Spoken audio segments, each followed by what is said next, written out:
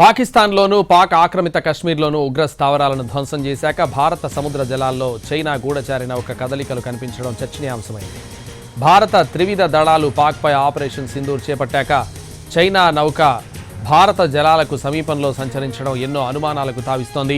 హిందూ మహాసముద్రంలో డయంగి హయో షిప్ కదలికలను గమనిస్తే డ్రాగన్ కంట్రీ చైనా దాయాది దేశం పాకిస్తాన్ బంధాన్ని తెలిపేలా ఉందని కేంద్ర ప్రభుత్వ వర్గాలు వెల్లడించాయి. మన సముద్ర జలాల్లోని భారత నౌకలు జలాంతర్గాముల కదలికలు నిఘా ప్రతిస్పందన సామర్థ్యాన్ని హైడ్రోగ్రాఫిక్ పరికరాల సాయంతో చైనా పసిగట్టే ప్రమాదం ఉందని భావిస్తున్నాయి. అంతేకాదు చైనా గూఢచారి షిప్ భారత నౌకాదళ విభాగాల మధ్య కమ్యూనికేషన్కు అడ్డంకులు సృష్టించగలదు. జలాంతర్గాముల రాకపోకలను మ్యాప్ చేయగలదు.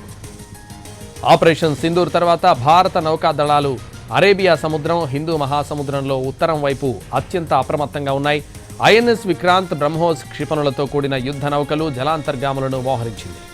అదే సమయంలో చైనా గూఢచారి నౌకకు ఉన్న అధునాతన సెన్సార్లతో ఐఎన్ఎస్ విక్రాంత్ సహా భారత యుద్ధ నౌకల కదలికలను పసిగట్టే ప్రమాదం ఉందని ప్రభుత్వ వర్గాలు భావిస్తున్నాయి. నిఘా సమాచారం సేకరించడంతో పాటు పాకిస్తాన్కు తమ మద్దతుందని సంకేతాలు పంపేందుకే డయంగ్ హయో గూఢచారి నౌకను మోహరించి ఉండొచ్చని అనుమానాలు వ్యక్తమవుతున్నాయి. కరాచీపై భారత్ దాడి చేసేందుకు సన్నాహాలు చేస్తే ముందుగానే పసిగట్టి ఆ సమాచారాన్ని పాకిస్తాన్కు తెలియజేసేలా ఈ షిప్ను మన సముద్ర జలాలకు పంపించి ఉండొచ్చని కొంతమంది భావిస్తున్నారు. మరోవైపు పాక్ ఆక్రమిత కశ్మీర్ మీదుగా చైనా నిర్మిస్తున్న సిపెక్ ప్రాజెక్టుపై భారత్ తీవ్ర అభ్యంతరాలు వ్యక్తం చేస్తోంది. బెల్ట్ అండ్ రోడ్ ఇనిషియేటివ్కి చైనా పాకిస్తాన్ ఎకనామిక్ కారిడార్ను నిర్మిస్తోంది డ్రాగన్ కంట్రీ.